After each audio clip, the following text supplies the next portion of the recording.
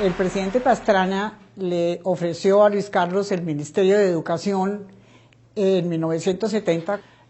Luis Carlos era periodista todavía, Luis Carlos estaba escribiendo todavía y de un momento a otro en el curso de 24 horas se convirtió en un ministro de Educación que fue desde luego el más joven que ha tenido Colombia porque tenía 26 años en ese momento. Durante su ministerio él había sido una persona muy activa en, digamos, en el conocimiento y la gestión y la presencia en la provincia en términos generales y muy particularmente en Santander. Y entonces él tomó la decisión porque dijo es el momento para tener una evidencia muy directa de cómo es lo público, de cómo es lo político en las regiones. Terminó su ministerio, nosotros fuimos a Roma donde Luis Carlos fue nombrado embajador y allí pasamos 3 años y medio. Luis Carlos tuvo la oportunidad de profundizar muchos de los temas que ya le interesaban desde Colombia. Y naturalmente adquirió una mentalidad mucho más internacional y mucho más amplia y mucho más abierta. Su primer cargo público fue en el Consejo de Oiva, en Santander, y las campañas se convirtieron pues en la principal, no solamente la principal preocupación, sino la principal actividad de su vida. Y hay algo muy interesante en ese campo que es el momento en que él resolvió crear el nuevo liberalismo, o sea, separarse del Partido Liberal, que había sido el foco de todas sus mayores críticas por el clientelismo, por la falta de idoneidad. Decía pues en ese momento que el partido estaba tomado por sectores que no permitían, digamos, un juego democrático al seno del partido.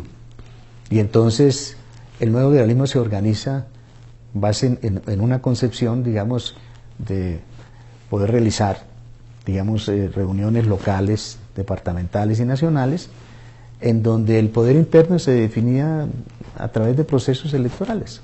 El único camino es la reconstrucción de una jerarquía nueva que surja de la voluntad popular como la que nosotros estamos construyendo. Y de ahí surgieron, por ejemplo, muy interesantes planteamientos. Por decir algo, la reforma constitucional del 91, lo que llegó a ser la nueva Constitución. Con las leyes que existen hoy en Colombia será imposible montar el nuevo liberalismo como él lo montó, como él lo creó, con quienes lo creó. Galán fue fundamentalmente un renovador de la política liberal, es decir, él proponía limpiar los establos de la política liberal de esa época, que era lo que representaba fundamentalmente Julio César Turbay. Pero eso se le pasó, es decir, cuando empezó a llegar a la posibilidad de que fuera presidente de la República, él se abrazó con Turbay, se entregó en brazos de Turbay, y ya no representaba realmente ninguna novedad, aunque seguía despertando entusiasmo. Siempre respeté y he respetado la decisión que tomó mi papá en vida de cancelar la personería jurídica del nuevo liberalismo y de reintegrarse al Partido Liberal como lo hizo. Una vez el Partido Liberal aceptó la consulta popular como mecanismo para escoger al candidato presidencial. Lo fundamental de Galán era esa lucha por la limpieza de la política en Colombia, no solo para limpiarla de las influencias de la mafia del narcotráfico, sino para limpiarla de la corrupción generalizada que existía y que sigue existiendo en la política colombiana. Los políticos, los diferentes partidos políticos no manifestaron una solidaridad con esa lucha que venía emprendiendo, que no era una lucha contra las drogas, era una lucha contra la corrupción y contra la amenaza de la criminalidad para el Estado.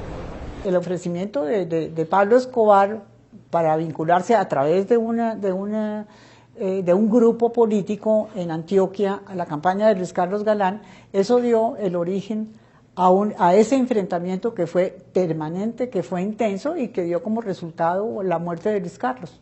Él en ningún momento mostraba ningún temor en el tipo de denuncias que hacía, era vehemente, digamos, en su actitud, y de hecho pienso que sí era muy consciente de que en algún momento le podría costar la vida, ¿no? Después del atentado frustrado en Medellín, se sintió muy abandonado, se sintió muy solo en su lucha y en lo que estaba haciendo, y en cierta forma tal vez sintió que su muerte era inevitable y que el Estado no estaba haciendo nada. Galán era en cierto modo el candidato del establecimiento, entonces los otros en cambio eran candidatos de la oposición.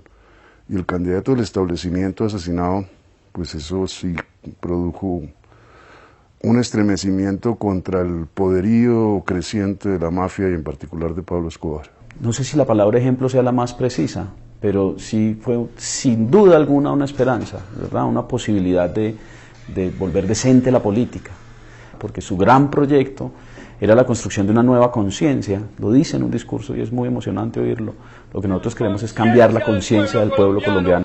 Como lo necesita y lo requiere para progresar en verdad, para adquirir dignidad, para adquirir plena conciencia de sus derechos, para no ser una nación marginal, secundaria, para que no le vuelva a dar vergüenza a ningún colombiano al presentar el pasaporte de su patria. Significó por un lado una gran esperanza que alcanzó a conseguir, dijéramos, resultados y realizaciones, pero por supuesto también una enorme frustración. ¡Por la libertad! ¡Por la justicia! ¡Siempre adelante! ¡Ni un paso atrás!